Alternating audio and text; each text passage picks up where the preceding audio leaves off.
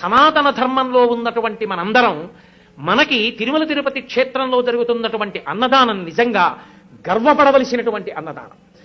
మీరు వెళ్ళి చూడండి. అక్కడ ఇప్పుడు ఒక పెద్ద గోడ ఒకటి ఆ నిర్మాణంలో వచ్చింది. ఆ గోడ మీద ఒక అద్భుతమైనటువంటి చిత్రాన్ని రూపకల్పన చేస్తున్నారు. సలహాలు ఇమ్మని కోరుతూ పుస్తకాలు పెట్టారు. అక్కడ శ్రీశైల క్షేత్రంలో బయలుదేరి త్రిపురాంతకం వచ్చి, త్రిపురాంతకంలో బయలుదేరి మహానంది వచ్చి, మహానందిలో బయలుదేరి అహోబల క్షేత్రం వచ్చి, అహోబల క్షేత్రంలో బయలుదేరి తిరుమల వస్తాయి.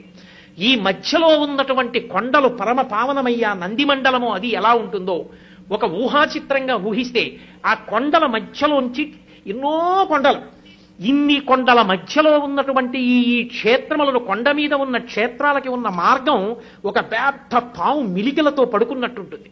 అది వెంకటాచలం దగ్గరికి వచ్చేటప్పటికి పడగలు విప్పి శేషుడవుతుంది. దాని మీద ఆనంద నిలయం ఒక మణి అవుతుంది. ఆ మణిలో పరమేశ్వరుడు వెంకటాచలపతి ఉంటారు. ఒక అద్భుతమైనటువంటి ఊహాచిత్రం. దాన్ని అక్కడ ఉంచారు. అది కొద్ది రోజుల్లో అక్కడ గోడ మీదకి ఎక్కబోతోంది. నాకనిపించింది శ్రీశైలం అద్భుతమైనటువంటి క్షేత్రం. మల్లికార్జున లింగం అక్కడ.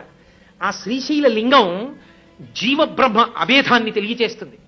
అటువంటి లింగస్వరూపంగా మనందరం మొట్టమొదట పరబ్రహ్మంతో కలిసి ఉన్న వాళ్ళమే. ఏ కారణం చేతనో కానీ జారిపోయాం, విడిపోయి జీవుడయ్యాం.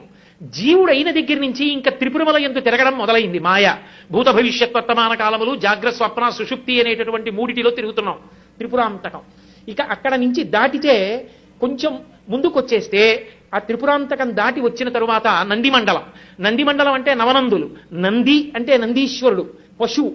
భగవంతుని వంక మాత్రమే చూడడం మొదలు పెడితే పశువు పశుపతి ఎందు ఐక్యమైపోతుంది. నందికి శివుడికి ఇక మధ్యలోకి వెళ్ళరు. జీవ బ్రహ్మ అభేద స్థితి కలుగుతుంది.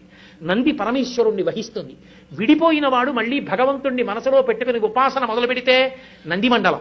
ఆ నందిమండలం దాటితే జీవుడికి ఉండిపోయినటువంటి కామము, క్రోధము అన్న హిరణ్యాక్ష హిరణ్యకశపుల్ని సంహరించగలిగినటువంటి అహోబల నరసింహస్వామి అనుగ్రహం కలిగితే జీవుని యొక్క జీవస్థితి పూర్తిగా నశించి మళ్ళీ ఆనంద నిలయంలో వెంకటరమణుడితో కలిసి సమస్త పాపములు పోయి జీవబ్రహ్మైక్య సిద్ధి కలుగుతుంది. 7 కొండలు ఎక్కడం అంటే 6 చక్రములు దాటి సహస్రారమునందు ప్రవేశించి ఆ మళ్ళీ సంతోషంగా ఆ అమృతధారల ఎందు తడిసిపోవడం, లేదా అష్టాంగ యోగంలో 7 భూమికలు దాటి 8వ భూమికి అయిన సమాధి స్థితిని అనుభవించడం. ఆంతరముగా జీవుని యొక్క ప్రయాణాన్ని, బాహ్యంలో ఆంధ్రదేశంలో వెలిసినటువంటి అద్భుతమైన ఆ కొండలు, కొండల మీద క్షేత్రాలు, క్షేత్రాల దారి పాము మిలికలు, చివర తోక ఉంటే శ్రీశైలంలో తోక అనుకుంటే వెంకటాచలం వచ్చేటప్పటికి పడగలు విప్పినటువంటి శేషుడు, మణి ఆనంద నిలయం, అందులో వెంకటరమణుడు. ఆ ఊహాచి